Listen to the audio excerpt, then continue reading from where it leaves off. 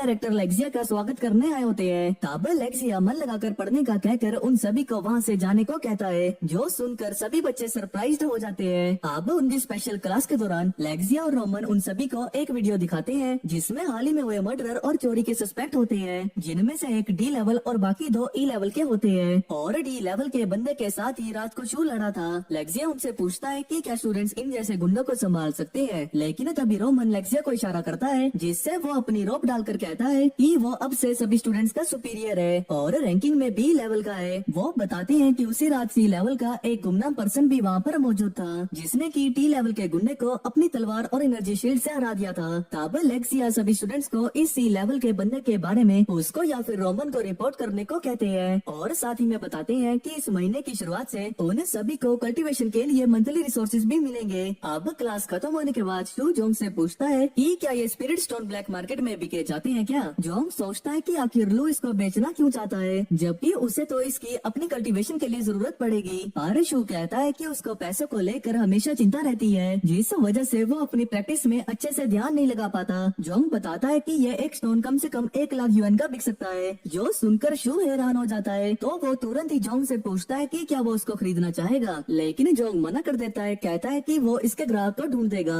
तब शू इस स्टोन की प्राइस 1,20,000 युएन में फिक्स कर देता है। वो पैसे ट्रांसफर करने के लिए अपना अकाउंट नंबर देता है और जोंग उस स्टोन को लेकर प्रॉमिस करता है कि वो इसके बायर को ढूंढकर उसको सारे पैसे ट्रांसफर कर देगा। अब थोड़ी देर बाद शू घर आकर वापिस से मेडिटेट करने लगता है। इस बार वो अपने फुल फोकस से थर्ड नेबुला स्टार को अनलॉक कर लेता है। शू को लगता है कि वो जल्दी ही लेवल सी तक पहुंच जाएगा। अब जैसे ही वो सैर करने के लिए बाहर जाता है कि तभी उससे एक अननोन नंबर से कॉल आती है और हमें पता चलता है कि ये उसके टीचर का कॉल था, जो कि उसे तुरंत ही स्कूल आने को कहते हैं, जहाँ ये आर्मर्ड कार उन सभी को उनके मिशन के लिए ले जाने लगती है। शू पूछता है कि आखिर वो कहाँ जा रहे हैं। जोंग बताता है कि ये खंडर अभी अभी खुला है और हम सभी को उस एरिया को प्रोटेक्ट करना है। शू पूछता है कि हम तो उस खंडर के अंदर नहीं जा रहे हैं ना। जोंग कहता है कि नहीं, क्योंकि हम सभी अभी लेवल ई के हैं और ऑर्गेनाइजेशन को डर है कि हम सभी अभी खुद को डिफेंड नहीं कर सकते, खासकर ये लू शू, क्योंकि वो अभी तक लेवल एफ पर है। शू पूछता है कि आखिर ये खंडर क्या है। जोंग बताता है कि ये माना जाता है कि ये सारे खंडर इस धरती पर एलियन के द्वारा बनाए गए हैं और ये खंडर एनवायरमेंट में चेंजेस की वजह से हाल ही में दिखना शुरू हुए हैं। वो आगे बताता है कि जहाँ भी ये खंडर दिखाई देते हैं तो उस पर कब्जा करने के लिए बाकी के मास्टर्स भी वहाँ पर आ जाते हैं, क्योंकि उनके अंदर हब्स, मैजिक टूल्स और सबसे इम्पोर्टेंट फॉर्मेशन आई होती है। अगर किसी को वो फॉर्मेशन आई मिल जाए तो वो पूरा का पूरा खंडर गायब हो जाता है। तो कहता है कि ये सुनने में काफी मिस्टीरियस लग रहा है, पर जोंग हल्के से उसे कहता है कि ये खंडर काफी समय बाद हमारी कंट्री में खुला है। अब वो सभी खंडर की जगह पर पहुंच जाते हैं, जहां रोमन बताता है कि ये मिशन काफी इम्पोर्टेंट है और वो चाहते हैं कि सभी बच्चे इस खंडर के बारे में और अच्छे से जाने। अगर कोई भी इस मिशन को लीक या फिर इसके बारे में किसी को बताएगा तो वो स्पेशल क्लास से तो जाएगा ही, और साथ ही में कोर्ट में केस भी फाइल किया जाएगा, जिससे सभी स्टूडेंट्स हैरान होकर मान जाते हैं। जिसके बाद वो सभी एक जगह बैठकर अपनी कल्टीवेशन की प्रैक्टिस करने लगते हैं। पर शू डिसाइड करता है कि वो क्लास के लीडर को परेशान करेगा और क्लास लीडर को डिस्ट्रैक्ट करके वो कुछ पॉइंट्स को इकट्ठा कर लेता है। जिसके बाद शू और जोंग कैंप के पास वॉक करने को जाते हैं और देखते हैं कि ये पहाड़ धुंध से घिरा हुआ है। शू पूछता है कि आखिर ये धुंध कैसी है। जोंग बताता है कि ये पोर्टल की फॉर्मेशन है ताकि खंडर के अंदर जा सके। ये तभी सायरन बजने लगता है और लेक्सिया सभी बच्चों को अंदर जाने को कहता है, लेकिन कुछ ही देरी में वहाँ वो धुंध चारों तरफ फैल जाती है और शू भी उसमें खो जाता है। अब आगे यह शू एक सुनसान जगह में पहुँचता है और बोलता है कि उसने ये जगह कभी नहीं देखी है, आखिर मैं कहाँ पर आ गया हूँ। कि तभी उसकी तरफ एक कुल्हाड़ी आती है, जिससे कि लू शू बच जाता है। तब शू पीछे मुड़कर देखता है तो देखता है कि उसके पीछे एक ज़ॉम्बी है। वो ज़ॉम्बी अपनी कुल्हाड़ी से शू पर लगातार वार करने लगता है, लेकिन शू बार बार बच जाता है। तब शू उस ज़ॉम्बी से कुल्हाड़ी लेकर उसे नीचे गिरा देता है और इससे इस ज़ॉम्बी की हड्डियां टूट जाती है, लेकिन वो ज़ॉम्बी फिर भी जिंदा होता है और रेंगते हुए शू के पास आ रहा होता है। तब शू फिर से उस ज़ॉम्बी के गले में कुल्हाड़ी से वार करता है, जिससे कि वो ज़ॉम्बी वहीं पर मारा जाता है। तब शू एक ऊंची सी जगह पर जाता है और आसपास देखकर सोचता है कि आखिर ये खंडर कितना बड़ा है और बाकी सभी लोग कहाँ गायब हो गए। कि तभी जमीन के नीचे से काफी सारे ज़ॉम्बीज़ बाहर निकलने लगते हैं और शू वहाँ से भागने लगता है और भागते भागते काफी दूर आ जाता है और कहता है कि अगर वो ऐसे ही तेज भागेगा तो ज़ॉम्बीज़ उसे नहीं पकड़ पाएंगे। कि तभी कुछ स्टूडेंट्स की आवाज आती है जो भागते हुए शू के पास आ रहे होते हैं और शू को भी वहाँ से भागने को बोलते हैं। कि तभी एक और स्टूडेंट उनकी तरफ भागते हुए आ रहा होता है, लेकिन ज़ॉम्बी उसे पकड़कर मार देते हैं। ये सब देखकर शू सभी ज़ॉम्बीज़ को मारने लगता है। तब उनमें से एक ज़ॉम्बी शू के ऊपर चढ़ जाता है। एक स्टूडेंट बोलता है कि क्या हमें उसकी मदद करनी चाहिए, दूसरा बोलता है कि हमें यहीं पर वेट करना चाहिए। जो ज़ॉम्बी शू पर चढ़ा होता है शू उसे भी मार देता है और फिर इन लोगों के पास जाकर पूछता है कि उनका आगे का प्लान क्या है। एक लड़का बोलता है कि यहाँ पर तो ज़ॉम्बी भी नहीं आएंगे, तो ये जगह सेफ है, हमें यहीं पर रुकना चाहिए इस धुंध के गायब होने तक। तू कहता है कि ये जगह हमेशा के लिए सेफ नहीं रहेगी और मेरे यहाँ नहीं होने पर तुम लोग क्या करोगे। तब ये लड़की बोलती है नहीं, तुम हमें छोड़कर मत जाओ, तुम हमें प्रोटेक्ट करने के लिए यहीं पर रुक जाओ। चू बोलता है कि ज़ॉम्बी जमीन में से निकलते हैं, तो अगर तुम्हें कोई भी मूवमेंट दिखे तो वहाँ से भाग जाना, ज़ॉम्बी ज्यादा दूर तक तुम्हारा पीछा नहीं कर पाएंगे और अगर ज़ॉम्बी तुम्हारे सामने आ जाए तो उनकी गर्दन काट देना जिससे कि वो वहीं पर मर जाएंगे। तभी एक लड़का बोलता है क्या तुम हमारे साथ नहीं रुक सकते। तब शू उसकी बात को इग्नोर करते हुए बोलता है कि ये खिलाड़ी उन ज़ॉम्बीज़ में से एक की है, तो तुम लोगों की सेफ्टी के लिए मैं इसे यहाँ पर छोड़कर जा रहा हूँ और वो यहाँ से चला जाता है। तब वो लड़की बोलती है कि अगर हमने उसकी हेल्प की होती तो शायद वो हमें यहाँ पर अकेले छोड़कर नहीं जाता। अब यहाँ शू आगे ज़ॉम्बी से घिरा हुआ उनसे लड़ रहा होता है कि तभी वो एक ज़ॉम्बी से स्वॉर्ड लेता है और उसी की मदद से उन सभी को मार देता है। फिर वो सूरज की तरफ देखता है और बोलता है कि अंधेरा होते जा रहा है, उसे कोई जगह ढूंढनी पड़ेगी क्योंकि अंधेरे में ज्यादा खतरा हो सकता है। तब शू एक पहाड़ को देखता है और वहाँ जाने का सोचता है क्योंकि वहाँ से उसे आसपास का इलाका भी दिख जाएगा और साथ ही भागने के लिए भी आसानी होगी। अब लूशो यहाँ से भाग रहा होता है कि तभी उसे आसमान से एक रेड लाइट दिखती है। वो सोचता है कि ये कोई मैजिक वेपन है, तो वो उस लाइट पे अपनी तलवार से हमला करता है और नीचे गिरा देता है। फिर वो उस लाइट के पास जाता है तो देखता है कि वो कोई मैजिक वेपन नहीं बल्कि एक फ्री फायर वाली फ्लेयर गन थी जो कि उस लाइट के पास खड़े इस लड़के ने चलाई थी। वो उस लड़के की तरफ देखता है और सोचता है कि क्या ये भी उस स्पेशल क्लास का स्टूडेंट है क्योंकि ऐसी फ्लेयर गन किसी नॉर्मल स्टूडेंट के पास नहीं हो सकती है। और जब वो स्क्रीन में देखता है तो उस लड़के के नाम की जगह उसे नंबर दिखते हैं, तो वो उस लड़के के पास जाता है और सोचता है कि क्या ये कोई फॉरेनर है। कि तभी हमें पास्ट का सीन दिखाया जाता है जिसमें एक आदमी कुछ लड़कों से बोल रहा होता है कि ऑर्गेनाइजेशन ने तुम लोगों को छोटी सी उम्र से ट्रेन करना शुरू कर दिया था, तो तुम लोगों का स्टेमिना और एंड्योरेंस बाकी उम्र के लोगों से ज्यादा है। और फिर वो एक सूटकेस खोलता है जिसमें फ्लेयर गन्स होती है। तब सभी बच्चे एक एक गन ले लेते हैं और वो आदमी बोलता है कि जब तुम सभी लोग खंडर में अलग अलग हो जाओगे तो कोई सेफ जगह में जाके इस फ्लेयर गन का इस्तेमाल करना, जो भी तुम्हारे आसपास होगा वो तुम्हारी मदद के लिए आ जाएगा। फिर प्रेजेंट का सीन दिखाया जाता है और शू उस लड़के को देखकर सोच रहा होता है कि ये हमारे स्कूल का तो नहीं है क्योंकि शू उस लड़के को तब से देख ही रहा होता है, तो वो लड़का घबराया बहुत होता है। तब शू सोचता है कि अगर वो उस लड़के को ऐसे घूरता रहेगा तो शाम तक उसके कम से कम 10,000 पॉइंट्स तो हो ही जाएंगे और वो उस लड़के को घूरना कंटिन्यू रखता है और पॉइंट्स कलेक्ट करता रहता है। कुछ देर बाद वो लड़का शू से पूछता है कि क्या वो स्पेशल क्लास का स्टूडेंट है और वो कौन सी सिटी से है और साथ ही में अपना नाम भी बताता है कि उसका नाम है चैन चुयांग। लूशु बोलता है कि उसका नाम ल्यूली है और वो नानयांग सिटी के स्पेशल क्लास से है। वो लड़का बोलता है कि मैं भी इस सिटी से हूँ। तब शू बोलता है कि नहीं मैंने गलत बता दिया, असल में मैं जोजंग सिटी से हूँ। और चैन से पूछता है कि क्या वो फ्लेयर गन उसे स्कूल वालों ने दी है। वो बोलता है कि हाँ, मुझे ये फ्लेयर गन स्कूल वालों ने दी है और उससे पूछता है कि क्या तुम्हारे पास फ्लेयर गन नहीं है। तब चैन शू की स्वॉर्ड को देखते हुए बोलता है कि क्या ये तुमने खंडर से उठाई है, क्या मैं इसे देख सकता हूँ। तब वो दोनों डर के एक दूसरे के पास आ रहे होते हैं और जैसे ही वो लड़का तलवार के पास आता है तो शू तलवार को पीछे कर देता है। ये देखकर उस लड़के को गुस्सा आ जाता है और वो अपने इमोशंस पर कंट्रोल रखते हुए बोलता है कोई बात नहीं, अगर तुम मुझे ये स्वॉर्ड नहीं दिखाना चाहते तो, लेकिन तुमसे मिलकर मुझे खुशी हुई, पर अब मुझे क्लास लीडर होने के नाते अपने साथियों को ढूंढने जाना होगा, तुम्हें मेरे साथ आने की जरूरत नहीं है, तो तुम कहीं छुप जाओ। जिस पर शू बोलता है कि क्या कोइंसिडेंस है, मैं भी क्लास लीडर ही हूँ तो मैं भी तुम्हारे साथ ही आऊंगा। चैन बोलता है क्या तुम्हें अपने दोस्तों को नहीं ढूंढना चाहिए। शू बोलता है कि नहीं, मैं तुम्हें तुम्हारे साथियों को ढूंढने में मदद करूंगा। जिसके बाद चैन वहाँ से तेज भागकर जाने लगता है, लेकिन शू उसका पीछा नहीं छोड़ता है। पर जब वो लोग भाग रहे होते हैं तो जमीन के नीचे से ज़ॉम्बीज़ बाहर निकलने लगते हैं। तब चैन ज़ॉम्बी से निपटने के लिए शू से उसकी तलवार मांगता है। तब शू उसकी तरफ तलवार बढ़ाता है लेकिन बार बार तलवार को पीछे खींच लेता है। अबे साले, एड़ा हो गया है, तलवार दे, नहीं तो ये ज़ॉम्बी मुझे मार डालेगा।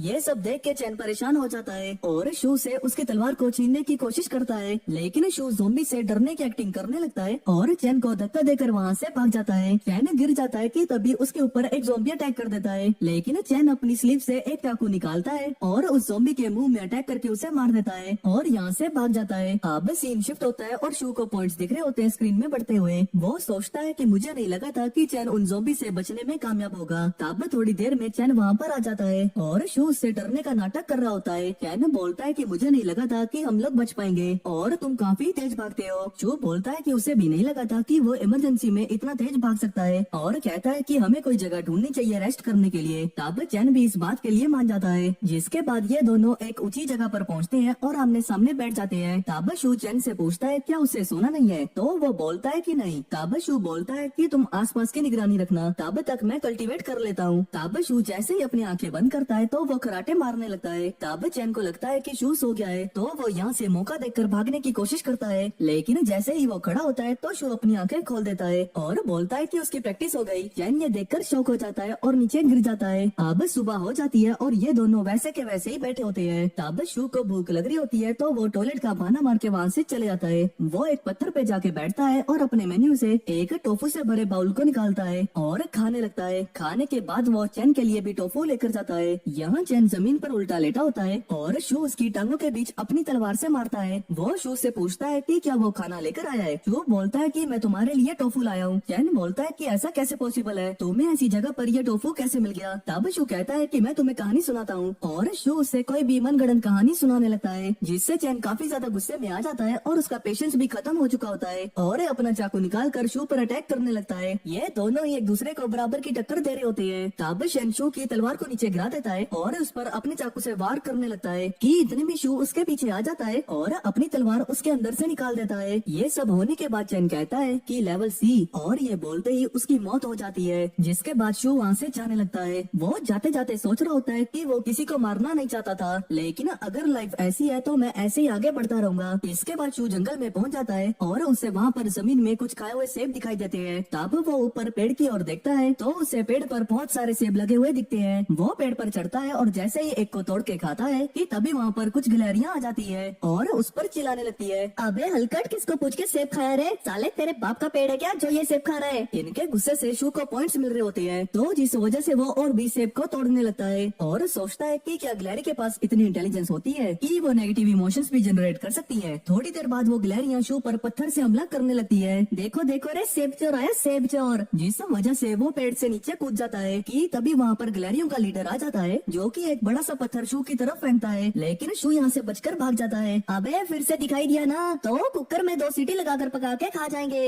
अब यहाँ भागते भागते अंधेरा हो जाता है और शू एक नदी के किनारे से पानी पीता है और बैठ के फल को खाने लगता है, जो कि वो अपनी जैकेट में बांध के लाया था। खाते खाते वो सोचता है कि आखिर ये खंडर कितना बड़ा है, क्योंकि वो सुबह से भाग ही रहा होता है कि उसे अभी तक कोई इंसान नहीं दिखा। उसे लगता है कि ये खंडर अपने आप में ही एक अलग दुनिया है और सोचता है कि फॉर्मेशन है जरूर इस खंडर के बीच में होगी और वो रूइन के सेंटर की ओर जाने का सोचता है। तब शू वहाँ से भागता हुआ उन्हीं बच्चों के ग्रुप के पास पहुँच जाता है जिनको वो कुल्हाड़ी देकर छोड़ गया था। वो लोग शू से पूछते हैं कि क्या वो कोई हेल्प लेकर आया और एक लड़का पूछता है कि क्या वो यहाँ पर अकेला है। शू बोलता है कि हाँ, मैं अकेला ही आया हूँ। तब सभी लोग बातें कर रहे होते हैं कि ये अकेला था और फिर भी इतने सारे स्केलेटन से बच गया, ना ही इसको कोई चोट लगी है, आखिरकार ये कितना ज्यादा स्ट्रॉन्ग है। शू उनसे पूछता है कि उन लोगों ने कब से कुछ नहीं खाया। एक लड़की बोलती है कि उन्होंने 3 दिन से कुछ नहीं खाया। वो तो अच्छा हुआ कि ग्रुप में से कोई पानी लेकर आया था, वरना हम यहीं पर मर जाते, लेकिन अब तो वो पानी भी नहीं बचा है। अब वो लड़की शू से बोलती है कि क्या वो उनको प्रोटेक्ट करने के लिए यहाँ नहीं रुक सकता। शू बोलता है कि वो सिर्फ आज रात के लिए रुकेगा, जिसके बाद सभी लोग बैठ जाते हैं और शू अकेले अकेले पत्थर पर बैठा फ्रूट खा रहा होता है। शू बोलता है कि वो ये फ्रूट जिस जगह से वो आया है वहाँ से लेकर आया है, अगर तुम लोग तय चलकर वहाँ जाओगे तो शायद तुम 2 दिनों में वहाँ पर पहुँच जाओगे। तब एक लड़का कहता है कि तुम्हें ये फ्रूट हमारे साथ शेयर करना चाहिए। तब शू उसको वही कहानी सुनाने लगता है जो कि उसने चैन को सुनाई थी, जो सुनकर उस लड़के का दिमाग खराब हो जाता है और वो नीचे गिर जाता है। तब शू उस लड़के से कुल्हाड़ी ले लेता है और सब ये देखकर घबरा जाते हैं। तब शू उससे पूछता है कि क्या तुम्हें कुल्हाड़ी चाहिए या फिर तलवार, जिस पर वो लड़का कहता है कि मुझे कुल्हाड़ी चाहिए, लेकिन वो बोलता है कि ये मेरी है और वो कुल्हाड़ी और तलवार दोनों ही लेकर वहाँ से चला जाता है और सोचता है कि वो फॉर्मेशन आई को ढूंढ लेगा और वो जायो के सामने अपनी चढ़ाई कर पाएगा। अब शू अकेला अपनी एक्स और स्वॉर्ड के साथ चल रहा होता है और एक जगह पर रुकता है। वो आसमान की तरफ देखकर सोचता है कि पता नहीं जायो कैसी होगी, कि तभी उसे घोड़े के दौड़ने की आवाज आने लगती है और उसके सामने घोड़े पर सवार एक ज़ॉम्बी आ जाता है और वो ज़ॉम्बी भाले से लूशू पर अटैक कर देता है, लेकिन लूशू वो भाले को पकड़ लेता है और ज़ॉम्बी को बोलता है कि ये भाला अब तुम्हें वापस नहीं मिलने वाला है। कि तभी शू को पॉइंट्स मिलने लगते हैं, जिससे उसे पता लगता है कि ज़ॉम्बी में भी इमोशंस है। तब शू ज़ॉम्बी से भाला छीन लेता है और ज़ॉम्बी को नीचे गिरा देता है। कि तभी वहाँ पर और भी ज्यादा घोड़े पर सवार ज़ॉम्बीज आ जाते हैं, जो कि लूशू के पीछे भागने लगते हैं। लूशू चट्टान के ऊपर चढ़ने लगता है कि तभी ज़ॉम्बीज का लीडर उन्हें इशारा करता है और सभी ज़ॉम्बीज लूशू के ऊपर तीर फेंकने लगते हैं। लूशू को एक भी तीर नहीं लगता है और वो छुप जाता है। ज़ॉम्बीज थोड़ी देर उस चट्टान की तरफ देखते हैं, लेकिन उन्हें कोई नहीं दिखता, तो वो वहाँ से चले जाते हैं। आपस सीन शिफ्ट हो जाता है जहाँ पर ये सभी लोग होते हैं टुआन क्लास के स्टूडेंट के साथ। वो लोग किसी ऊंची जगह पर ज़ॉम्बी पर नजर रख रहे होते हैं। जो आदमी दूरबीन से ज़ॉम्बीज को देख रहा होता है वो बोलता है कि नीचे 9 ज़ॉम्बीज हैं। तो इस पर कैप वाला आदमी बोलता है कि इतने सारे ज़ॉम्बीज के लिए बुलेट्स काम नहीं आएंगी। ये ग्रे बाल वाला बोलता है कि पहले हमें इस ज़ॉम्बीज के लीडर को मारना चाहिए, जिससे कि बाकी के ज़ॉम्बीज कंफ्यूज हो जाएंगे और उन्हें भी हम फिर एक एक करके मार देंगे। फिर वो लोग दूरबीन से देखते हैं कि एक ज़ॉम्बी है जिस पर भाले की बजाय तलवार है और वो सबसे अलग दिख रहा है। ये वही ज़ॉम्बी होता है जिसका भाला लूशू ने लिया होता है, लेकिन ये लोग उसे लीडर समझ लेते हैं और ग्रे बालों वाला स्नाइपर को बोलता है कि वो उस पर निशाना लगाए। तभी एक मेंबर बोलता है कि उससे कुछ गड़बड़ लग रही है, शायद वो लीडर नहीं है, क्या पता उसने अपना भाला खो दिया हो। लेकिन ग्रे बालों वाला स्नाइपर को पोजीशन लेने को बोलता है और फिर वो स्नाइपर ज़ॉम्बी पर निशाना लगा देता है। सभी लोग खुश हो जाते हैं कि उन्होंने ज़ॉम्बी के लीडर को मार दिया, लेकिन ज़ॉम्बी का लीडर तो कोई और ही होता है और वो लीडर बाकी ज़ॉम्बीज को इशारा करता है और सभी ज़ॉम्बीज मिलके उनकी ओर तीर फेंकने लगते हैं। सभी लोग अपनी जान बचाकर जैसे तैसे वहाँ से भाग जाते हैं। फिर ये लोग दूसरी जगह पर दिखाए जाते हैं जहाँ की दूरबीन वाला आदमी होता है। वो बोलता है कि हमने इनके लीडर को मार दिया, लेकिन फिर भी ये लोग कंफ्यूज नहीं हुए। ग्रे बाल वाला बोलता है कि शायद हमने गलत को मार दिया। वो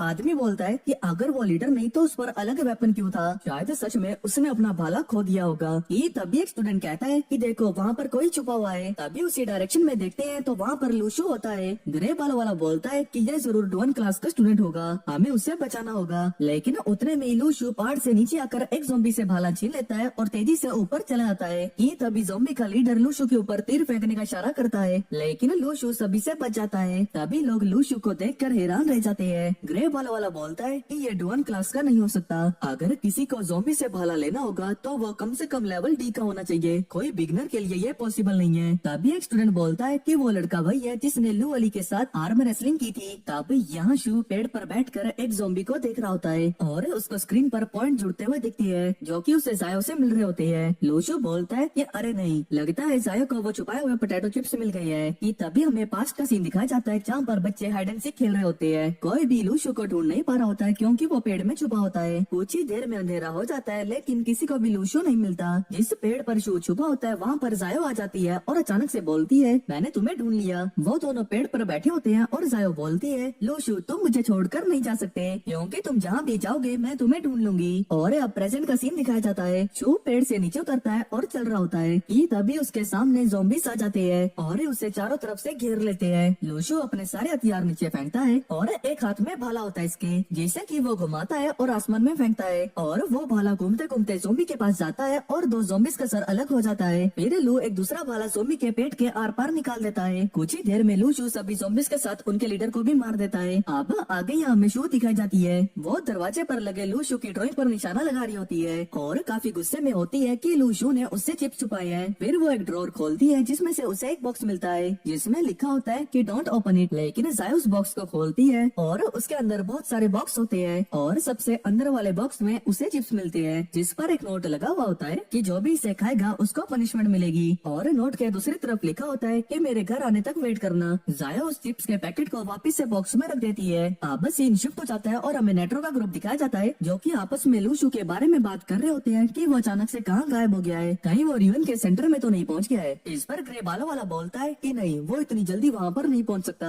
और फिर एक मेंबर से पूछता है कि क्या स्काउट वापस आ गई है। वो बोलता है कि नहीं, वो लोग अभी भी जिंदा लोगों को ढूंढ रहे हैं, लेकिन वो लोग हमें इन्फॉर्म कर देंगे अगर उन्हें लूशू मिल जाएगा तो। दूसरा आदमी बोलता है कि अगर लूशू हमारे साथ होता तो अच्छा होता, हम लोगों की स्पीड ज़ॉम्बीज के बराबर नहीं है। अगर लूशू हमारे साथ होता तो हम लोगों के उन ज़ॉम्बीज से जीतने के चांसेस ज्यादा होते। फिर वो लोग उसी जगह पर पहुंचते हैं जहाँ पर लूशू ने ज़ॉम्बीज को मारा था। ग्रे बालों वाला बोलता है कि जिसने भी इन ज़ॉम्बीज को मारा है उससे कोई भी चोट नहीं लगी होगी क्योंकि यहाँ पर खून की बूंद नहीं है। बच्चे आपस में बात कर रहे होते हैं कि जरूर ये लूशू का काम होगा क्योंकि यहाँ पर इन ज़ॉम्बीज की कोई भी वेपन नहीं होती है और ये सोचते हैं कि लूशू इनके वेपन ले गया होगा। कि तभी आदमी भाग कर आकर कहता है ये रूइन के सेंटर पर जाने वाले इलाके को ज़ॉम्बीज ने घेर लिया है और वो ज़ॉम्बीज अब किसी का पीछा कर रहे हैं। तब ग्रे बालों वाला प्लान बनाता है कि वो 3 लोगों के साथ पहाड़ी के दूसरी तरफ जाएगा, बाकी लोग यही रहेंगे और जब ज़ॉम्बीज यहाँ से गुजरेंगे तो हम सभी लोग उन पर दोनों तरफ से हमला करेंगे। अब हमें यहाँ शू को दिखाया जाता है क्योंकि पहाड़ पर चढ़ रहा होता है और फिर वो एक जगह पर बैठता है और देखता है कि उसके बहुत सारे पॉइंट्स हो गए हैं। फिर वो एक फ्रूट खाता है जिससे वो अपने प्लेनेट के पास पहुँच जाता है और फिर से उसके चारों तरफ एक लेयर आ जाती है। अब दूसरी तरफ ये ग्रे बालों वाला अपने कुछ मेंबर के साथ पहाड़ी की दूसरी तरफ आ जाता है और बोलता है कि डुआन क्लास के बच्चे डरे हुए हैं तो वो लोग नहीं लड़ पाएंगे, तो इसीलिए हमें उन ज़ॉम्बीज़ के लीडर को मारना होगा, वरना सभी बच्चे खतरे में पड़ जाएंगे। फिर वो लोग पहाड़ी से नीचे देखते हैं उन ज़ॉम्बीज़ को। ग्रे बालों वाला सभी को बोलता है कि सभी लोग अपनी पोजीशन ले लो। जैसे ही वो इशारा करने वाला होता है कि तभी वो देखता है कि आसमान से एक भाला आता है और एक ज़ॉम्बी के मुंह के अंदर से निकलता है। वो ज़ॉम्बी पूरा का पूरा राख हो जाता है। ऊपर से ये सभी लोग देख रहे होते हैं और हैरान हो जाते हैं। तब हमें यहाँ लूशु को दिखाया जाता है जो कि एक एक करके सभी ज़ॉम्बीज़ को मारने लगता है। ये सब देखकर वो ग्रे बालों वाला बोलता है कि सभी लोग उसकी मदद करने चलो। उन लोगों के नीचे पहुंचने तक लूशु ऑलमोस्ट सभी ज़ॉम्बीज़ को मार चुका होता है कि तभी एक ज़ॉम्बी लूशु के पीछे से अपनी कुल्हाड़ी मारता है, लेकिन लूशु उससे बच जाता है और अपनी तलवार से उसको मार देता है। सभी लोग लूशु को देखकर हैरान रह जाते हैं। तभी ये ग्रे बालों वाला लूशु के पास आकर बोलता है, तुम? लूशु बोलता है कि हाँ मैं, क्या हुआ, क्या तुम लूशु हो? लूशु बोलता है कि तुम्हें मेरा नाम कैसे पता? तो वो बोलता है कि तुम्हें तुम्हारी क्लास के 2 बच्चों ने पहचान लिया था, तो मुझे उनसे तुम्हारा नाम पता चला। तब लूशु अपने वेपन के सामने ऐसे खड़ा हो जाता है जैसे कि वो लोग उससे उसके वेपन्स लेने आए हो। तुम्हें इतना नर्वस होने की कोई जरूरत नहीं है, हम लोग तो बस हेवनली नेटवर्क के ऑर्डिनरी स्टूडेंट हैं और हम तुमसे तुम्हारे वेपन्स नहीं लेंगे। ये सुनकर लूशु चैन की सांस लेता है। या तुम यहाँ पर अकेले हो? हाँ। और तुम लोग कहाँ छुपे थे? तुमने इन ज़ॉम्बीज़ को मारा क्यों नहीं? तब सारे लोग एक दूसरे का मुंह देखने लगते हैं। तब ग्रे बालों वाला बोलता है कि तुम इतने सारे वेपन का क्या करोगे? ना ही तुम अकेले इन सब का यूज कर सकते हो। कि तभी वहाँ पर बाकी के स्टूडेंट्स भी आ जाते हैं। शू बोलता है कि यहाँ पर तो बहुत सारे लोग हैं। कि तभी उससे एक आइडिया आता है और वो जमीन पर बैठकर उन वेपन्स को बेचने लगता है और बोलता है कि आओ आओ, यहाँ पर सेल लगी है, 999 में तुम किसी भी एक वेपन को ले सकते हो। कि तभी एक लड़का लूशु के पास आता है और बोलता है कि क्या ये तलवार भी सेल में है? लूशु सोचता है कि अभी तो इन लोगों के पास पैसे भी नहीं होंगे, तो वो यहाँ पर वेपन को कैसे बेचेगा। कि तभी शू की नजर उस लड़के के गले में बंधे पेंडेंट पर पड़ती है और वो पूछता है कि तुमने ये पेंडेंट कितने में खरीदा था? वो लड़का बोलता है कि 13,000 में। लूशु बोलता है कि इस पेंडेंट के बदले में तुम ये तलवार ले सकते हो। वो लड़का तलवार लेने से मना कर देता है और वहाँ से चला जाता है। तब थोड़ी देर में ये काले कपड़ों वाला आदमी लूशु के पास आता है और बोलता है कि ये घड़ी 12,000 की है। तो शू झट से मान जाता है और उस आदमी को तलवार दे देता है। तब तो और लोग आते हैं जो कि अपनी चीजों के बदले तलवारों को ले लेते हैं। धीरे धीरे वहाँ पर हथियार खरीदने वालों की भीड़ लग जाती है। एक लड़का शू के पास पैसे लेकर जाता है और कहता है कि मुझे स्वॉर्ड चाहिए। लूशु उसका चेहरा देखता है और उसे तलवार के बजाय कुल्हाड़ी दे देता है। वो लड़का बोलता है कि ये तो तलवार नहीं है। शू कहता है कि तुम बाकी सभी लोगों से अलग हो, वो तो तुम्हें प्रोटेक्ट करने के लिए लड़ रही है और तुम्हें तो वैसे भी पीछे ही खड़े रहना है, तो इस कुल्हाड़ी से भी तुम्हारा काम चली जाएगा। जो सुनकर वो लड़का कुल्हाड़ी ले लेता है। अब सभी लोग एक साथ आगे बढ़ रहे होते हैं। लूशु सबसे आगे चल रहा होता है और उसके पीछे वो ग्रे बालों वाला आदमी और उसके पीछे बाकी सभी लोग। ग्रे बालों वाला लूशु को बोलता है कि तुम्हें इतनी सारी चीजें ले जाने में प्रॉब्लम हो रही होगी, तो मैं तुम्हारी हेल्प कर देता हूँ। शू बोलता है कि नहीं, इसकी कोई जरूरत नहीं है और फिर सभी लोग आगे चलने लगते हैं। धीरे धीरे ठंड बढ़ने लगती है। एक लड़का बोलता है कि हमें और कितना चलना पड़ेगा? हम शायद ऑलरेडी 10 किलोमीटर चल चुके हैं, क्या हमें आगे कोई खतरा मिलेगा? लूशु ग्रे बालों वाले से पूछता है, हम रूइन के सेंटर की तरफ पहुँचते जा रहे हैं ना? हाँ, और हमने देखा था कि रूइन के आसपास बहुत सारे लोग थे, हम रास्ते में बहुत सारे लोगों को बचा भी चुके हैं। शू पूछता है कि क्या इस दौरान किसी की जान गई? वो बोलता है कि सभी ठीक है, लेकिन ज्यादातर हेवनली नेटवर्क के मेंबर्स की जान बच्चों को प्रोटेक्शन देने में चली गई है। लूशु बोलता है कि अपनी जान जोखिम में डाल के स्टूडेंट्स की जान को बचाना, क्या तुम्हें ये सही लगता है? वो बोलता है कि जिस पल तुम किसी की जान बचाने के लिए सही गलत का सोचने लग जाओ तो समझ लो कि तुम उसी वक्त हार गए। अब थोड़ी देर बाद ये सभी लोग ग्रुप में आग जलाकर बैठे होते हैं। तभी शू देखता है कि जो हेवनली नेटवर्क के लोग हैं वो भूखे हैं और उनके पास जो पानी था वो भी खत्म हो गया है। तब शू ग्रे बालों वाले के पास आता है और उससे कुछ फल दे देता है और बोलता है कि एक फल 8 लोगों में एनर्जी रिकवर करने के लिए काफी होगा। सभी लोग एक एक पीस खा लेते हैं और रियलाइज करते हैं कि वो सभी लोग एनर्जी से भर गए हैं और साथ ही में उनको भूख प्यास भी नहीं लग रही है। ग्रे बालों वाला शू को थैंक्स बोलता है। थोड़ी देर बाद वहाँ पर बहुत तेज हवा चलने लगती है और वहाँ उनके ऊपर भूत उड़ रहे होते हैं। सारे हेवनली नेटवर्क के मेंबर्स बच्चों को चारों तरफ से घेर कर खड़े हो जाते हैं। लूशु जब उन भूतों को देखता है तो उसे रियलाइज होता है कि ये भूत बिल्कुल जायो की बॉडी से निकलने वाली एनर्जी के सिमिलर है। ये तभी लूशु की बॉडी के अंदर से उसकी तलवार निकलने ही वाली होती है, लेकिन शू उसे बाहर निकलने से रोकने लगता है और बोलता है कि यहाँ पर बहुत सारे लोग हैं, तुम यहाँ से बाहर नहीं निकल सकते। लूशु के सामने एक भूत आ जाता है और वो जैसे ही शू का चेहरा देखता है तो वो डर के भाग जाता है। उस भूत को शू का चेहरा लगे दिख रहा होता है, जिसको देखकर सभी भूत डर के मारे वहाँ से भाग जाते हैं। सभी लोग ये देखकर हैरान रह जाते हैं कि आखिर ये सब कुछ था क्या। शू बोलता है कि क्या ये सभी भूत मेरी तलवार को देखकर भाग गए। अब सभी लोग रूइन के सेंटर में पहुँच जाते हैं, जहाँ पर पहले से ही कुछ हेवनली नेटवर्क के मेंबर्स और बच्चे होते हैं। लूशु सोचता है कि क्या यही रूइन का सेंटर है। कुछ बच्चे आपस में बात कर रहे होते हैं कि वो लोग ज़ॉम्बी से कैसे बचे। एक लड़का बोलता है कि पहले तो हम कुछ ज़ॉम्बीज को देखकर बहुत ज्यादा डर गए थे और 2 हेवनली नेटवर्क भी मर गए थे, लेकिन तभी वहाँ पर जाओ कुमसी आ जाती है और दो ज़ॉम्बीज को मार देती है। जिसके बाद वो लड़का तलवार दिखाकर बोलता है कि वो लड़की हमें ये तलवार देकर गई थी ताकि हम लोग अपने आप को प्रोटेक्ट कर सके। लूशु ये बातें सुन रहा होता है। तब शू जाओ कुंसी के पास जाता है और वो इस रूइन के सेंटर में देख रही होती है। लूशु बोलता है कि यहाँ पर क्या है। वहीं वो तलवार वाला लड़का लूशु को देखकर बोलता है, ये इतने सारे हथियारों वाला लड़का कौन है। तब शू जैसे उस बच्चे की बात सुनता है तो वो पिछली बार की तरह फिर से अपने हथियारों को बेचने के लिए बैठ जाता है। वहाँ पर कुछ लड़के आते हैं और एक लड़का बोलता है वो मास्टर का है जिसने अकेले ही उन ज़ॉम्बीज के लीडर को मार दिया। लेकिन लूशु वेपन बेचने की बात करने लग जाता है। वो लड़का बोलता है कि उसे ये नहीं चाहिए। शू बोलता है कि अगर तुम इन वेपन्स को खरीदोगे तो इनसे तुम्हें ट्रेनिंग में मदद मिलेगी क्योंकि ये रूइन के वेपन्स है। ये सुनते ही वहाँ पर उन बच्चों की भीड़ लग जाती है उन वेपन्स को खरीदने के लिए। तभी एक लड़का भीड़ के बीच में जाता है और लूशु से बोलता है कि उसको हेवनली नेटवर्क के मास्टर बुला रहे हैं। लूशु वहाँ पर पहुँचता है जहाँ पर उसे बुलाया गया था। सभी लोग उसे देखकर हैरान रह जाते हैं क्योंकि उसके हाथ में इतने सारे ब्रेसलेट, घड़ी और गले में चेन्स वगैरह होती है। जीफी लूशु को एक आदमी से इंट्रोड्यूस करवाता है। वो आदमी बोलता है कि मेरा नाम जोंग यूतांग है और मैं लेवल सी का हूँ। मैं फिलहाल के लिए यहाँ पर लीडर हूँ। वहाँ जाओ कुंसी पहले से ही खड़ी होती है तो वो लूशु और जाओ कुंसी को बोलता है कि मैंने तुम्हारे बारे में पहले ही सुन लिया है कि तुम दोनों ताकतवर हो। मैं आशा करता हूँ कि तुम लोग मेरे इंस्ट्रक्शन को फॉलो करोगे। और लूशु को बोलता है कि तुम भाला बहुत अच्छे से चलाते हो तो अब जितने भी भाले तुम पे बचे हैं उनको बेचना मत। लूशु बोलता है कि हाँ मैं नहीं बेचूंगा। अब आगे वो सभी रूइन के सेंटर के पास होते हैं। तब जांग यूतांग लूशु की तरह ही अपने अंदर से एक तलवार निकालता है और उस तलवार को उस गड्ढे में भेजता है। इसी बीच जीफी लूशु को बताता है कि ऐसी तलवार का इस्तेमाल सिर्फ लेवल सी के ही लोग कर सकते हैं। जोंग यूतांग अपनी स्वॉर्ड वापस अपने अंदर ले लेता है और उसे पता लग जाता है कि गड्ढे की हाइट सिर्फ 100 मीटर है लेकिन वहाँ पर एक गुफा भी है और वहाँ की पावर इस जगह से बहुत ज्यादा है। मुझे बस इस बात का डर है कि वहाँ पर कुछ अनएक्सपेक्टेड न हो जाए और सबको अभी वेट करने को कहता है। अब सीन शिफ्ट हो जाता है और लूशु एक जगह पर बैठकर अपने पॉइंट्स को देख रहा होता है और उसे पता चलता है कि 9 लोगों के नाम की जगह वहाँ पर नंबर है। तो वो समझ आता है कि यहाँ पर 9 जासूस हैं लेकिन उसको पता नहीं होता कि आखिर वो जासूस है कौन। फिर उसे जियांग शूसी और लूली की याद आती है और बोलता है कि वो उन लोगों से कब से नहीं मिला, पता नहीं वो कैसे होंगे। कि तभी उसे आवाज आती है और वो देखता है कि वहाँ पर तो वही पेड़ है जिससे वो फल तोड़ कर लाया था और उस पेड़ को ली श्याओ लेकर आया होता है। लूशु सोचने लगता है कि ये तो मेरे से भी ज्यादा टफ निकला। लूशु उसके पास जाता है तो ली श्याओ उसे पहचान जाता है। लूशु उससे पूछ ही रहा होता है कि तभी वहाँ पर जोंग यूतांग आ जाता है और ली श्याओ को पूछता है कि वो इतने टाइम से कहाँ था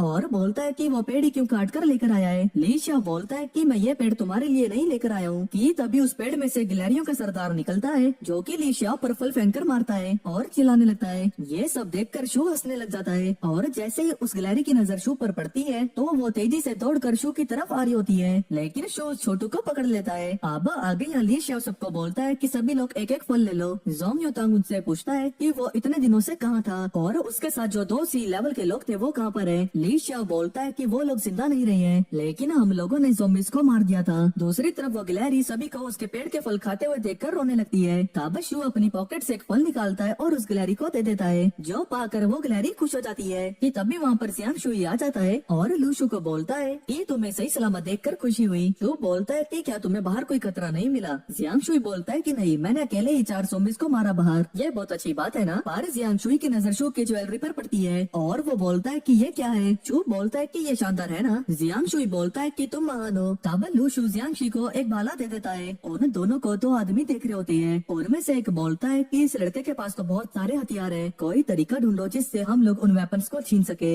एक आदमी शू के पास आता है और बोलता है कि वो उसे एक भाला दे दे और जब सभी लोग यहाँ से बाहर निकल जाएंगे तो वो उसे 50,000 युआन देगा। शू बोलता है कि इसकी क्या गारंटी है कि तुम बाहर निकलकर मुझे पैसे दोगे। वो आदमी बोलता है कि मैं डी लेवल का हूँ और तुम मुझ पर डाउट कर रहे हो कि मैं तुम्हें पैसे नहीं दूंगा। तब शू को कुछ पॉइंट्स मिलते हैं तो वो देखता है कि उसमें नाम की जगह नंबर लिखा हुआ है तो शू समझ जाता है कि ये आदमी जासूस है। शू बोलता है कि उसे डर है कि वो बाद में उसे पैसे नहीं देगा तो वो आदमी वहाँ से गुस्से में चला जाता है। अब आगे यहाँ हेवनली नेटवर्क के मेंबर्स एक ग्रुप में खड़े होते हैं। जोंग यूतांग ली श्याओ को बता रहा होता है कि उसने उस खड्डे की गहराई पता कर ली है जो कि 100 मीटर है। ली श्याओ बोलता है कि हाँ मुझे पता है और सबको बोलता है कि रात हो गई है तो सभी सो जाओ, कल हम सभी लोग रूइन के अंदर जाएंगे और सभी लोग मेरे इंस्ट्रक्शन को फॉलो करना। मैं गारंटी देता हूँ कि हम लोग सक्सेसफुल होंगे। जोंग यूतांग बोलता है कि हमें कुछ प्लान बना लेना चाहिए। ली श्याओ बोलता है कि तुम मुझे यहाँ पर नीचा दिखाने की कोशिश कर रहे हो ना। जिसके बाद यहाँ सभी लोग सो रहे होते हैं। तब लूशु यहाँ पर अपने पॉइंट्स देख रहा होता है तो वो देखता है कि जायो से उसको बहुत सारे पॉइंट्स मिले हैं तो वो डर जाता है कि घर जाकर उसकी खैर नहीं। दूसरी तरफ सभी लोग सो रहे होते हैं और जितने भी जासूस होते हैं वो सभी लोग एक जगह इकट्ठे हो जाते है और रुइन के अंदर जाने लगती है। जो लास्ट वाला होता है वो जैसे ही अंदर जाने लगता है तो लूशु उसे खींच लेता है और बोलता है या तुम फॉर्मेशन आई लेने जा रहे हो। तब ये आदमी घबरा जाता है। जो बोलता है कि चलो एक डील करते हैं कि नीचे जो कुछ भी मिलेगा उसमें 70% मेरा और 30% तुम्हारा।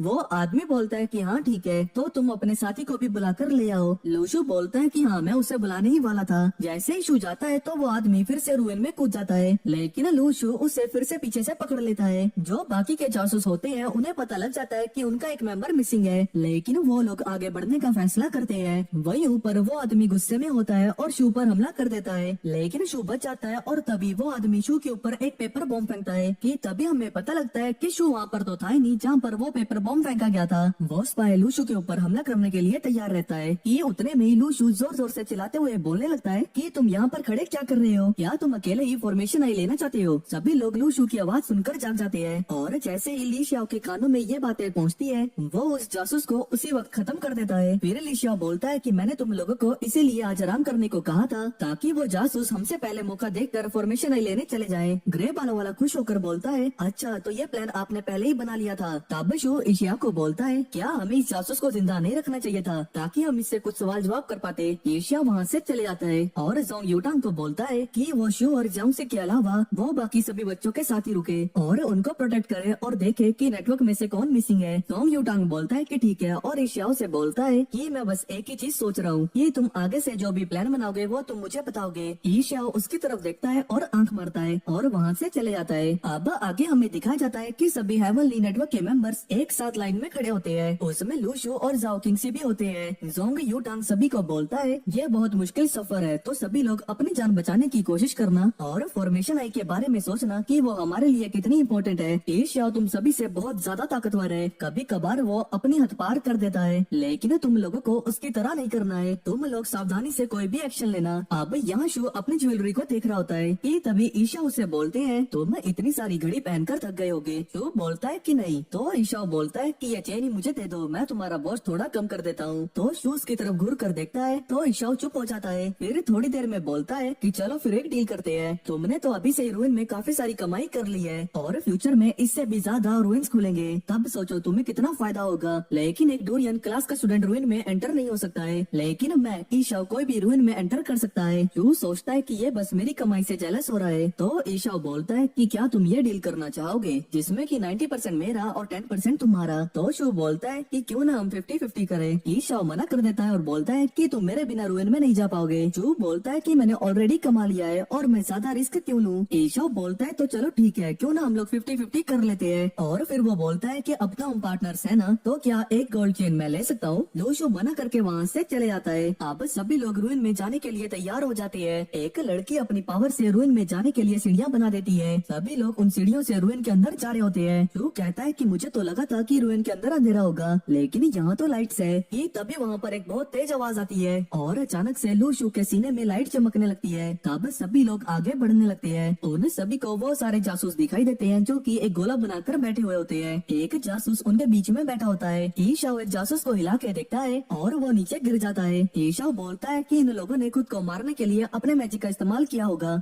ये लोग मर चुके हैं, इन लोगों को यहीं छोड़ दो। और वो लोग फिर आगे बढ़ने लगते हैं। उनके सामने एक गुफा होती है जो कि खुद ब खुद खुल जाती है और जैसे ही सभी लोग उसमें एंटर करते हैं वैसे ही वो गुफा बंद हो जाती है। थोड़ी ही देर में वहाँ पर बहुत सारे भूत आ जाते हैं। ईशा अपनी पावर से बहुत सारे भूतों को मार देता है, लेकिन वहाँ पर और भी बहुत सारे होते हैं। एक फौजी पर भी अटैक कर देता है, लेकिन वो अपने हाथ से उससे हमला करने से रोक देता है। फिर वो उसको एक पंच मार के उसे खत्म कर देता है और बाकी सभी लोगों को बोलता है कि ये सब ज्यादा ताकतवर नहीं है, ये लोग बस नंबर्स में ज्यादा है। तो फिर सभी लोग उन पर हमला करने लगते हैं। एक भूत लूशु के पास आता है और शू के अंदर से लाइट चमकती है, जिसको देखकर वो भूत वहाँ से डरकर भाग जाता है। लूशु सोचता है कि क्या मैं इतना ताकतवर हूँ कि ये मेरे से डरकर भाग गया। लूशु को ये देखकर गुस्सा आ रहा होता है कि उस पर कोई भी भूत अटैक नहीं कर रहा है, लेकिन बाकी सभी पर अटैक कर रही है। एक भूत फौजी पर अटैक करने ही वाला होता है, लेकिन शू तेजी से उसके पास जाकर उस भूत को मार देता है और फिर भूतों को मारने लगता है। फौजी ये देखकर हैरान रह जाता है। थोड़ी ही देर में जिन भूतों को शू मार रहा था वो उसकी बॉडी में एब्जॉर्ब हो जाते हैं। लू सोचता है कि क्या उसकी तलवार ने इन भूतों को अपने अंदर संभाल लिया है। फिर लूशु और भूतों के पीछे पड़ जाता है और वो भूत उससे डरकर भाग रहे होते हैं कि तभी वहाँ पर एक आदमी के मुंह से खून निकलने लगता है और सभी लोग उसकी तरफ देखते हैं। वहाँ पर उसी आदमी के पीछे वही जासूस होता है जो कि उस गोले के बीच में बैठा हुआ था। लूशु इन्हें देखकर सोचता है कि जरूर इन लोगों ने कोई इवल रिचुअल करी होगी जिससे ये आदमी ऐसा बन गया है। ईशाओ को ये देखकर गुस्सा आता है और वो अपने फुल पावर का इस्तेमाल करके सभी भूतों को एक ही झटके में मार देता है। फिर वो ग्रे बालों वाले से पूछता है कि यहाँ पर क्या हो रहा है। वो बोलता है कि वो वही जासूस है जो कि बीच में बैठा हुआ था और उसका नाम जाओ हैपनिंग है और उसका लेवल पहले डी था, लेकिन ये अब एक एनर्जी शैडो बन चुका है और अभी ये लगभग लेवल सी का हो गया है। एनजीओ ऑर्गेनाइजेशन की इन्वेस्टिगेशन से हमने पता लगाया है कि ये लोग एंटी पार्टिकल्स एनर्जी की स्टडी कर रहे थे और ये एनर्जी किसी भी पर्सन के मरने के बाद कुछ टाइम तक रहती है, तो वो दूसरों के मरने के बाद उनकी एनर्जी को एब्जॉर्ब करके अपनी पावर्स को बढ़ा सकती है। एशिया बोलता है तो अब हमें क्या करना चाहिए, क्या हम उस जासूस को मार दे। लोशो सोच रहा होता है कि ये बिल्कुल जायो की एबिलिटी के जैसा है, फर्क बस इतना है कि उस जासूस ने अपने आप को एक भूत में बदल लिया है, जबकि जायो सिर्फ एक डेड बॉडी की एनर्जी एक टाइम के लिए एब्जॉर्ब कर सकती है। कि तभी लूशु के अंदर लाइट चमक रही होती है। तब लूशु देखता है कि क्या उसके लेफ्ट में कोई है या नहीं और अपना भाला ऐसे ही हवा में लेफ्ट साइड में चला देता है, लेकिन वो भाला सीधा जाओ हैपनिंग के मुंह में जाकर लगता है और सभी उसकी आवाज सुन के लूशु के पास आ जाते हैं। और ईशाओ लूशु से पूछता है कि तुम्हें हैपनिंग की डायरेक्शन के बारे में कैसे पता चला। लू बोलता है कि मुझे कुछ नहीं पता, मैंने तो बस ऐसे ही उस डायरेक्शन में भाला मार दिया था। लेकिन ईशाओ यकीन नहीं करता। लूशु बोलता है कि रुको, मैं तुम्हें दिखाता हूँ कि मैं सच बोल रहा हूँ और फिर वो ईशाओ को कोई भी रैंडम डायरेक्शन में हमला करने को कहता है और ईशाओ वैसा ही करता है। वो जैसे ही हमला करता है तो वो सीधा हैपनिंग को जाकर लगता है, जो ये देखकर खुद हैरान हो जाता है कि उसका तुक्का सही निकला।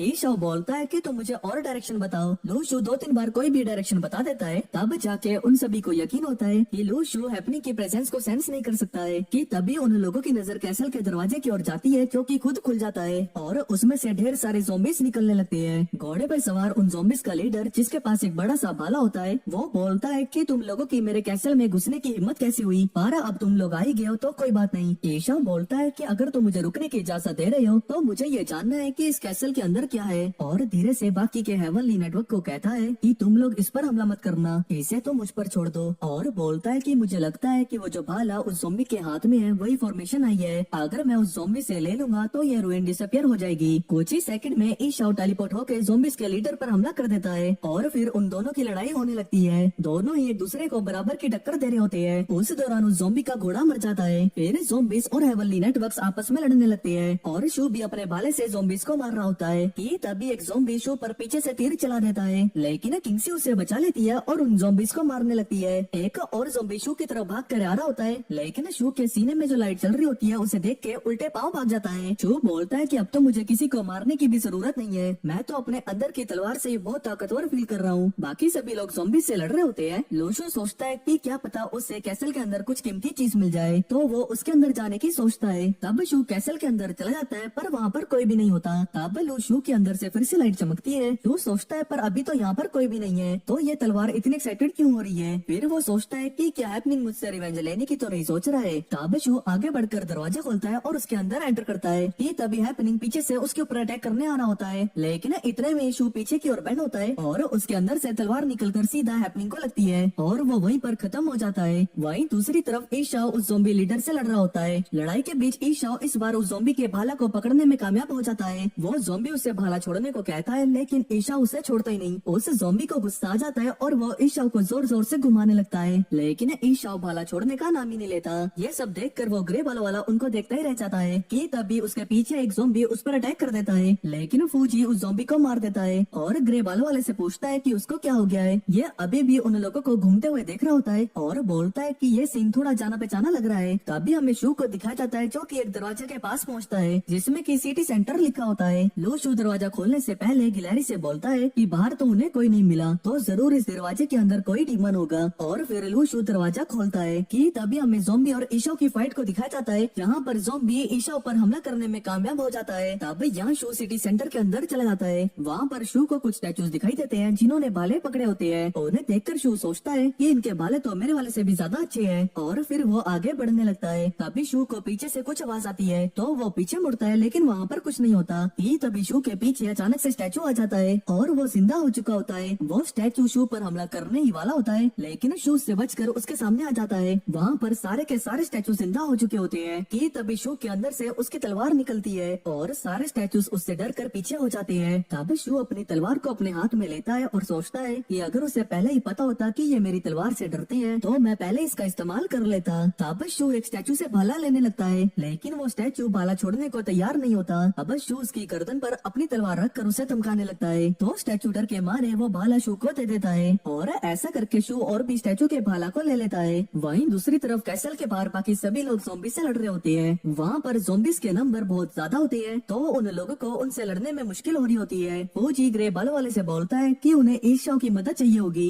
ग्रे बालों वाला बंदा ईशाओ को बोलता है कि वो ज़ॉम्बीज को मारने में उनकी मदद करे, लेकिन ईशाओ ज़ॉम्बी के लीडर से लड़ रहा होता है और बोलता है कि पहले मुझे फॉर्मेशन आई लेने दो। जैसे ही ईशाओ नीचे गिरे भाले को पकड़ता है, वैसे ही वो ज़ॉम्बीज का लीडर भी दूसरी तरफ से उस भाले को पकड़ लेता है और फिर दोनों आपस में लड़ने लग जाते हैं। दूसरी तरफ एक ज़ॉम्बी ग्रे बालों वाले की तलवार पर हमला करता है और उसके हाथ से वो तलवार छूट जाती है और बाकी ज़ॉम्बीज उस पर हमला करने वाले होते हैं, लेकिन किंगसी वहाँ पर आ जाती है और कुछ ही पल के लिए टाइम रुक जाता है और जियाओ किंगसी उन सभी पर हमला करती है और जैसे ही टाइम दोबारा से नॉर्मल होता है तब सभी ज़ॉम्बीज का एक साथ काम तमाम हो जाता है। दूसरी तरफ ज़ॉम्बीज का लीडर अपनी पावर से ईशाओ को जकड़ लेता है और उसके हाथ से भाला छुड़वा लेता है। तब ईशाओ अपनी पावर का इस्तेमाल करके अपने आप को छुड़ा लेता है और फिर से उस ज़ॉम्बी के हाथ से भाला पकड़ लेता है। अब हमें अशोक को दिखाते हैं जो कि अभी भी कैसल के अंदर ही होता है। उसे उसके सामने एक पेपर दिखता है जिसमें कि कुछ लिखा होता है। तो सोचता है कि क्या इसमें यहाँ से बाहर निकलने का रास्ता है। दूसरी तरफ एक ज़ॉम्बी को एहसास हो जाता है कि कैसल के अंदर कोई है, तो वो ईशाओ के हाथ में भाला छोड़ के कैसल के अंदर चले जाता है। अब रुइन के डिसअपियर न होने की वजह से ईशाओ को समझ में आ जाता है कि ये फॉर्मेशन आई नहीं है। वो ज़ॉम्बी जब कैसल के अंदर पहुँचता है तो देखता है कि सभी स्टैचू के वेपन्स गायब है। कि तभी वहाँ पर ईशाओ आ जाता है और ज़ॉम्बी पर हमला कर देता है। तब वो ज़ॉम्बी स्टैचू को बोलकर ईशाओ को खत्म करने को कहता है और खुद वहाँ से चले जाता है। सभी लोग लड़ लड़ कर थक चुके होते हैं और हार मारने को तैयार होते हैं, लेकिन दूसरी तरफ जैसे शू एक डब्बा उठाता है कि तभी वहाँ पर वो ज़ॉम्बी आ जाता है और शू के हाथ में जो डब्बा होता है उसके अंदर से कुछ नीचे गिरने वाला होता है। ज़ॉम्बी कहता है कि तुम्हारी हिम्मत कैसे हुई माउंटेन रिवर सील लेने की। तब शू सील को गिरने से पहले पकड़ लेता है और वो उसके अंदर एब्जॉर्ब हो जाता है। कि तभी समय रुक जाता है और रुइन के साथ साथ सभी लोग डिसअपियर होने लगते हैं और सब कुछ उस सील के अंदर एब्जॉर्ब हो रहा होता है। लू शू के पास जो भाले थे और रुइन के बाहर जितने भी लोग थे वो सभी उस सील के अंदर समा जाते हैं और एंड में लू शू और वो गिलहरी भी गायब हो जाते हैं। अब हमें रुइन के बाहर का सीन दिखाया जाता है जहाँ पर सभी मीडिया वाले और लोग पहाड़ की तरफ देख रहे होते हैं। उस पहाड़ से धीरे धीरे सारा कोहरा हट रहा होता है। रुइन के अंदर के सभी लोग धीरे धीरे रियल वर्ल्ड में आने लगते हैं। अब आगे यहाँ सभी इंजर्ड लोगों का चेकअप किया जाता है और जियांग शुई लू शू को ढूंढ रहा होता है। वो लियूली से भी पूछता है कि क्या उसने शू को देखा, लेकिन लियूली को भी नहीं पता होता है। अब आगे हमें दिखाया जाता है कि सभी बच्चों से रुइन के अंदर से मिली चीजों को कलेक्ट कर रहे होते हैं। वहाँ जियांग शू भी पहुँचता है और फौजी से बोलता है कि लू शू कहीं भी नहीं दिख रहा है। फौजी बोलता है कि शू ऐसे कैसे गायब हो सकता है और बाकी बच्चों से पूछता है कि क्या किसी ने शू को देखा, लेकिन किसी को भी शू के बारे में कुछ पता नहीं होता।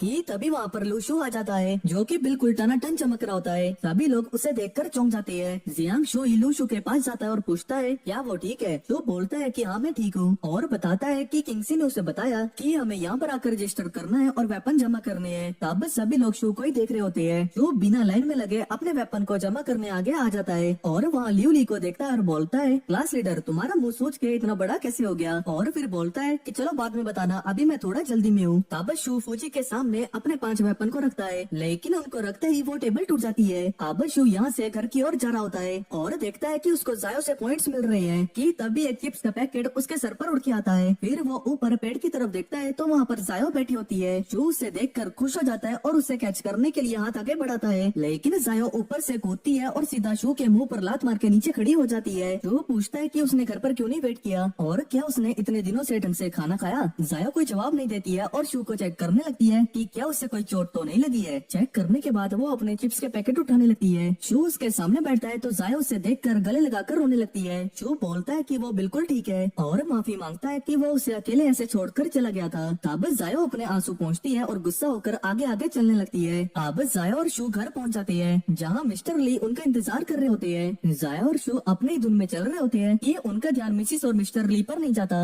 अब आगे हमें दिखाया जाता है कि 2 लोग घरों की छतों पर कूद कर कहीं जा रहे होते हैं। तब यहाँ शू जायो को उस लेवल डी चोर की एनर्जी बॉडी को बाहर बुलाने को कहता है और जायो वैसा ही करती है और फिर जायो उससे पूछती है कि वो उसे क्या नई चीज दिखाने वाला है। तब लूशू अपनी पावर से 2 पल्स निकालता है तो जायो पूछती है कि ये क्या है और उसे ये कहाँ से मिली। लूशू बोलता है कि ये बहुत लंबी स्टोरी है तो तुम इसे छोटा करके बता दो। शू बोलता है कि ये पल्स एनर्जी बॉडी के लिए खाना है। ये ब्लैक वाला पल्स उसकी तलवार ने उसकी बॉडी एनर्जी से बनाया है। जायो बोलती है कि ये कलर वाला पल भी ऐसे बना है। शू बोलता है कि ये स्पेशल एनर्जी सोर्स से बना है और पास्ट का सीन दिखाया जाता है कि कैसे हैपनिंग के मरते वक्त ये पल बना था। तब शू वो ब्लैक वाला पल उस एनर्जी बॉडी को खिला देता है और तभी वहाँ कुछ हलचल होती है। शू सोचता है कि पल खा के उसकी एनर्जी बढ़ गई है, लेकिन वो एनर्जी बॉडी जोर जोर से हंसने लगती है। जायो बोलती है कि पिछली बार तुमने मेरे पिक को मार दिया और अब ये वाली एनर्जी बॉडी हंसने लगी है, क्या तुमने इसे हंसने वाली पल खिला दी? शू कहता है कि मुझे नहीं पता था कि इससे साइड इफेक्ट भी हो सकते हैं। तब शू जायो को वो हीरोइन वाले 2 फल देता है, जिन्हें देखकर जायो खुश होकर खाने लगती है कि तभी शू के पीछे से गिलहरी निकलती है और वो जायो को फ्रूट खाता हुआ देखकर गुस्सा करने लगती है। अब जायो गिलहरी को देखकर जल्दी से उसे पकड़ लेती है और कहती है कि ये तो बहुत सॉफ्ट और क्यूट है। शू बताता है कि ये रूइन में मेरे साथ थी तो मैं इसे अपने साथ ले आया।